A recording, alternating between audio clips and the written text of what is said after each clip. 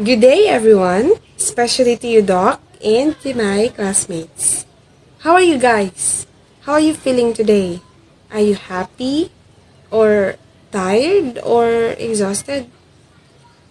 Well, if that's the case, just take a deep breath, continue praying and striving, because I know we can survive it all. Right, Di Pamilya?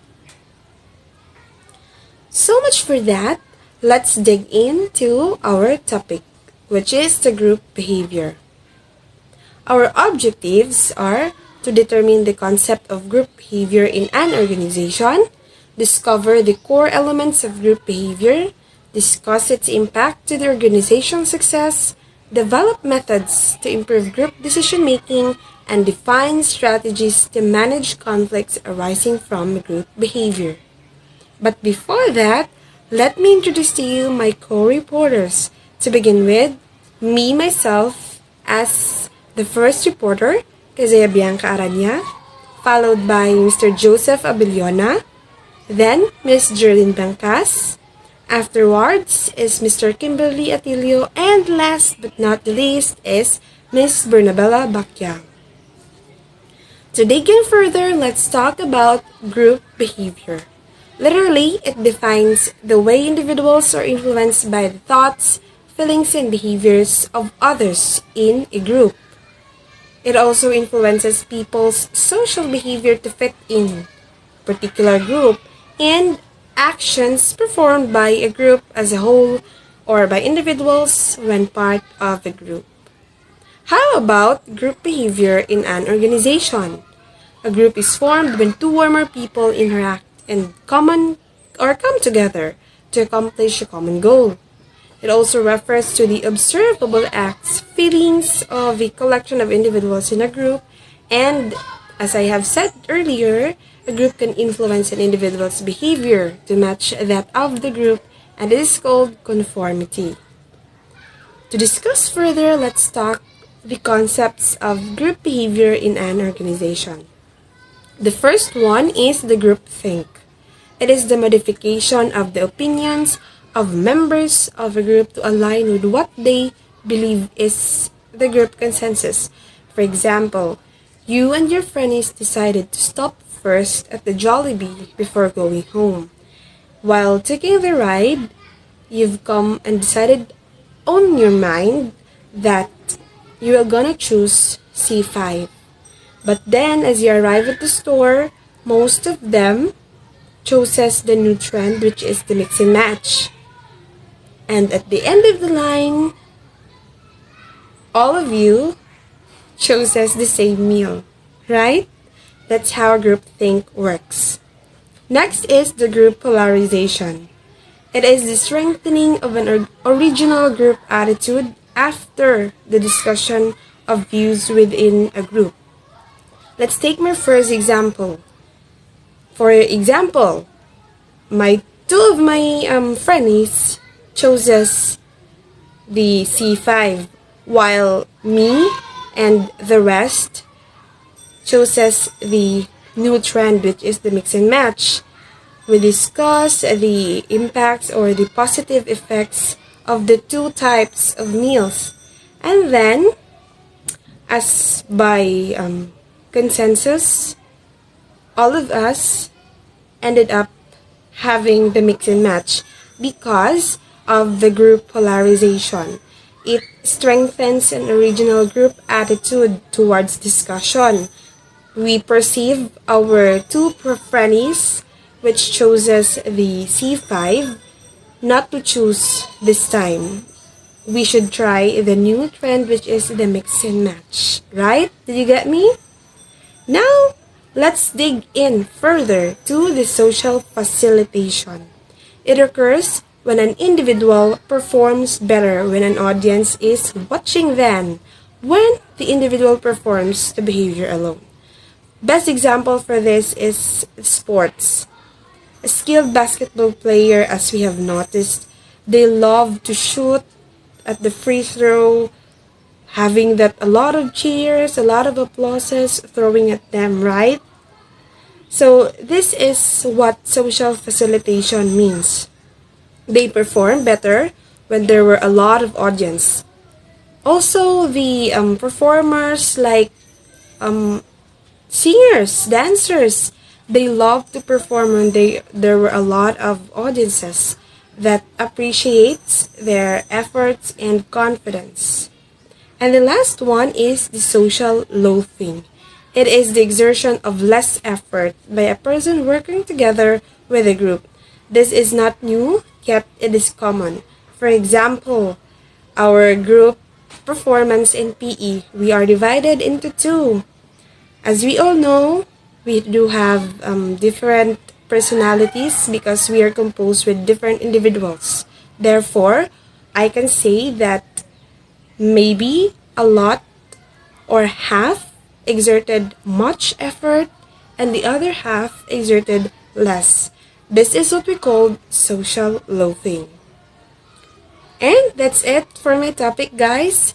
Next reporter, take it away.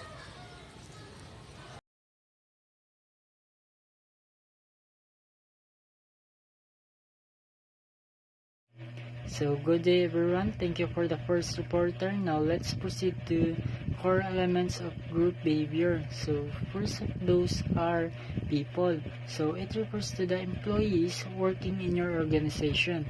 They work either in groups or individually and make up the whole working structure. Because the people elements of our organizational behavior is regarded as the most important factor in a business.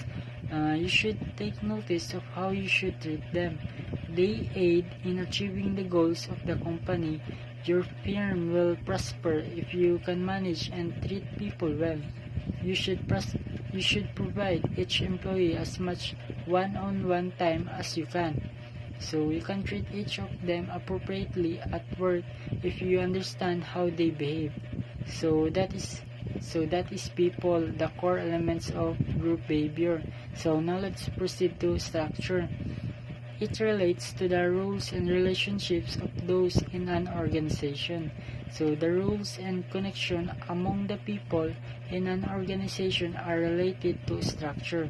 So it's important that an employee's role in the structure is clearly defined to them. So it's crucial that an employee understand their position within the hierarchy. So employees can avoid confusion and productivity will increase. Business objectives are more likely to be achieved when employees are given work that suits their skills.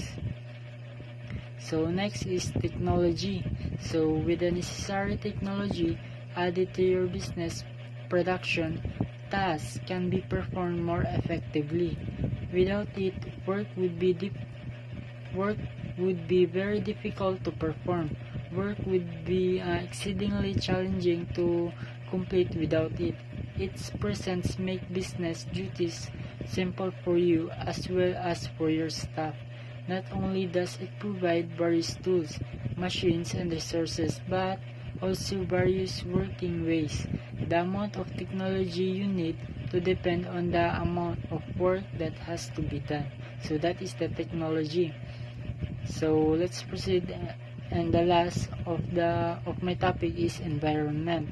So with it, you must keep in mind both internal and external factors. So the internal atmosphere of your company's organizational structure is referred to as organizational culture. Aspect of the political, social, cultural, and economic environments will be considered.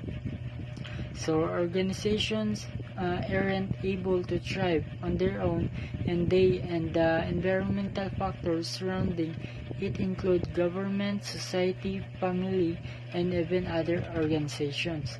So that is the environmental factor in which the organizations able to thrive on in I thrive on and make a process associates of those factors. So Good that day concludes my everyone, I part. am Jerlyn Thank you. Cabales Bancas Next and I am reporter, also a please. member of Group 1 and I will be going to discuss to you about the impact of group behavior to the organizational success. So first, I will be going to discuss what is a group. So a group is a social setting that provides opportunity, information, and hard work. Individual members' attitudes and behaviors are influenced by the group. The efficiency of a group contributes to organizational effectiveness, which is crucial for an organization's expansion and prosperity. So it says here, kung ang group naa unity sa usag-usa, maka-provide gid sila og more opportunities, strong information, and also if they have a hard work to each one another, makagain gid sila og more knowledge about that. So it will lead them to success. So kung ano tong usa ka group, di ba? It needs a unity to each one another. Kay every suggestions, ideas sa usa ka member, mabuo na siya as a group. If ang usa ka group is open-minded and a good listener, di ba? So, these are, I will be going to discuss to you the effectiveness of a group, which can be measured in specific ways. So, first, it is the productivity. So, the group's effectiveness increases with productivity. Product quality and quantity reflect to the effectiveness of the group. So, ang productivity, importante ni siya nga naa sa usa ka grupo. Kay para, kung unsa man ang mga naa sa usa ka member anak nga group, and then ma-contribute niya na sa inyong grupo, sa isa ka organization, mas malawak ang usa ka knowledge sa usa ka group. So, second, attendance. So, each team member is required to frequently show up for work. And high personnel turnover and absenteeism are indicative of group laxity. So, the group works best when everyone shows up on time. Yes, it is true. Time is gold, they say, diba? So, dapat yun kung na ay gathering sa usa ka group na ang tanan nga members kay para dili sila dili mabihan ang usa ka members, and also mas mudaghan ang ideas nga mag-create sa usa ka grupo. And sa trabaho man god, importante pud ang attendance. Dili jud pwede nga kanang mo adto lang ka ana nga trabaho if gusto nimo. No, kay first nag-hire sila nimo, gi-orient ka daan ana nga sa usa ka trabaho na adjud ang attendance. Importante gina siya. So, number 3, job satisfaction. So, working hard to improve the group's effectiveness is motivated by job satisfaction. To ensure that its personnel are happy in their jobs, management should take action. Siyempre, kung musulod tago sa katrabaho, need nato maging satisfied ana nga position or trabaho. Kay kung dili man gud ta satisfied sa atong trabaho, na possibility nga dili ta motivated nga mohimo sa atong mga buluhaton as a member of that organization. So diba, na siya effects nga mahitabo, na siya kanang bad effects nga mahitabo sa usa ka grupo. Kay syempre, if example ako, dili ko course na nadaan nga work, nganong mo trabaho man ko ana, diba? Para lang sa kwarta. No, you should love your work before you perform different ways of kailangan nimo himuon sa usa ka trabaho. So, number 4, attitude. The group's effectiveness can also be gauged by how seriously each member takes their work. A good attitude must be developed and nurtured in each group member.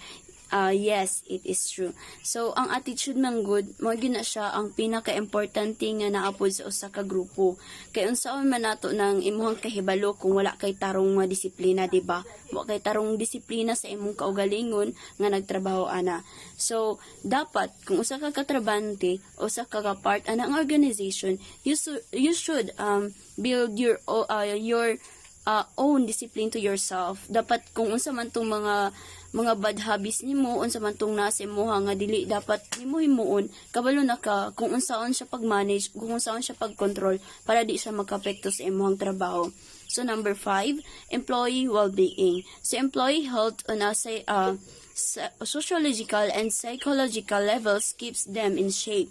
To promote group effectiveness, efforts should be taken to ensure the employee's physical and mental condition. So dapat kung nagtrabaho ka sa usa ka organization or part ka sa usa ka group, you should make sure nga ang imuhang physical and also mental health is maayo. Kay dili jud na siya pwede nga musulod kag trabaho nga kanang unwell ka, like nakagibati, dili jud ka maka-focus sa imong ginabuhat. Syempre samot na if kana stress na kay ka, depressed na kay ka, you need to relax yourself. Dili pwede nga kanang musulod ka ngayon anak ka kay makaapekto pud gyud na siya sa trabaho na ay possibility nga kanang makuan ka, kanang ma-distract ka sa bisag gamay lang nga botang inana. So 6, learning.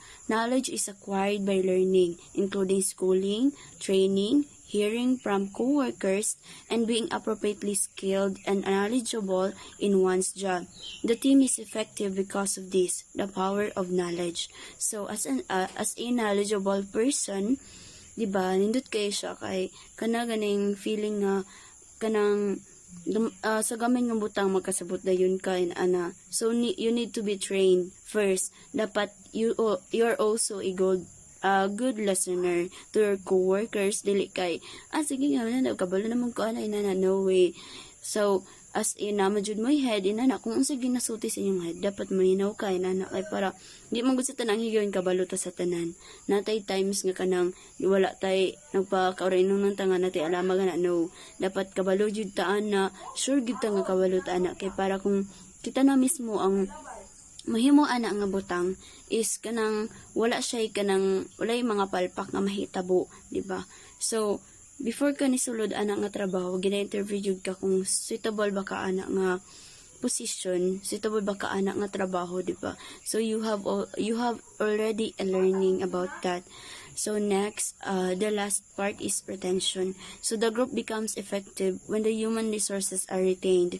Firing them frequently results in pandemonium because every time a new member joins the organization, they disrupt its cohesiveness and generates problem. So as a worker, you should focus on the job creation, not in the job retention, kay makakos gini siya og dili maayo sa imong trabaho. Kay dapat kanang kabalo ka kung unsa ang imong i-focus, dapat dili kay mukuan pa kaglaing butang, dapat kana lang gyud ang imong gina-focus. So that's all, thank you. Good day, ma'am. My name is Kimberly A. Atilio, and I will be the one to report the methods of improved groups decision making. So, why is group decision making important? We all may think we are innovative and creative when it comes to generating ideas and designing strategies, or comprehensive when inventing solutions or improving ways of working. The reality is that even we are more than capable of working alone, there are times when working with others will help to bring further clarity and ingenuity to the fore. So we need other people's point of view to help us form a more comprehensive to bounce ideas off and take inspiration from. So first is creating a safe space. So creating a safe space that encourages everyone to participate and allows everyone to feel at ease with contributing will go a long way to helping you to gather all the necessary opinion. So it is very important to have a safe space in a group. So it will really help to improve the group decision making if this safe space is practiced, because creating a safe space is essential for improving group decision making. It enables individuals to express their thoughts and ideas freely, so foster trust, respect, and encourage diverse perspective, and ultimately leads to more effective communication, collaboration, and decision making. Second is the keep it anonymous. Keep it anonymous because it provides an additional layer of comfort and safety that will bring natural introverts out of their shells, or those who lack confidence and a well-needed boost.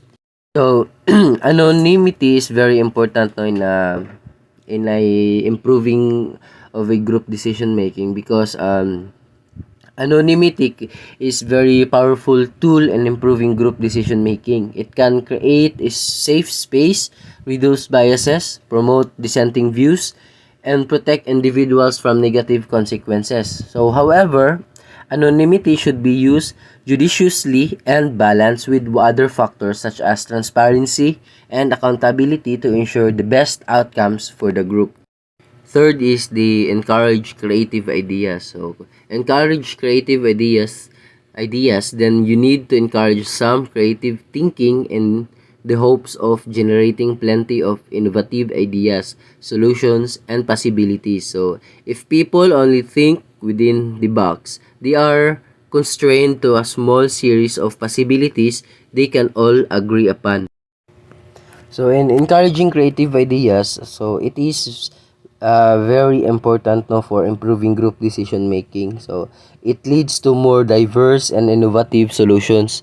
So identifies new opportunities and approaches to problem solving. So aside from that, increasing engagement and motivation and helps build a culture of innovation within the group. Next is gather everyone's opinion. Gathers everyone's opinions because the input from everyone is one of. So if not the most vital part of a good and strong decision-making process for any group. So by gathering everyone's decisions, the group can tap into the collective knowledge and experience of its members. So this can lead to more comprehensive and well-informed decision that reflect a broad range of perspective and ideas. Next is keep everyone informed. To make good decision, we need to be adequately informed and have all the necessary information and context. So by keeping everyone informed, the group can promote trust and open communication. So it can also help prevent misunderstanding or miscommunication. So that could lead to conflict or tensions with the group.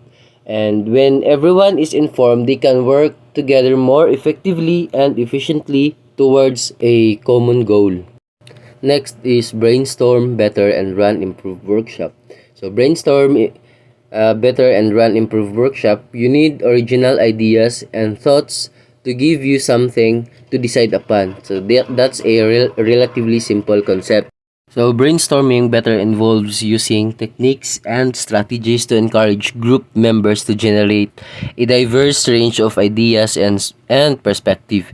This can include setting ground rules to encourage respectfully and inclusive communication. So using creative thinking tools such as mind maps or brainstorming exercises and providing opportunities for group members to build on each other's ideas. So brainstorming better, the group can generate more diverse and innovative solutions to problems and identify opportunities that may have been overlooked.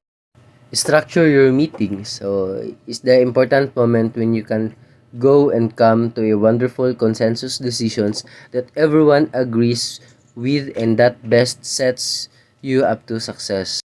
So by structuring your meeting, you can establish clear goals and effective for the meeting. So set a clear agenda and establish guidelines for the meeting such as how decision will be made and what information will be needed to make those decisions. So this can help ensure that the meeting stays on track and that all relevant information is considered.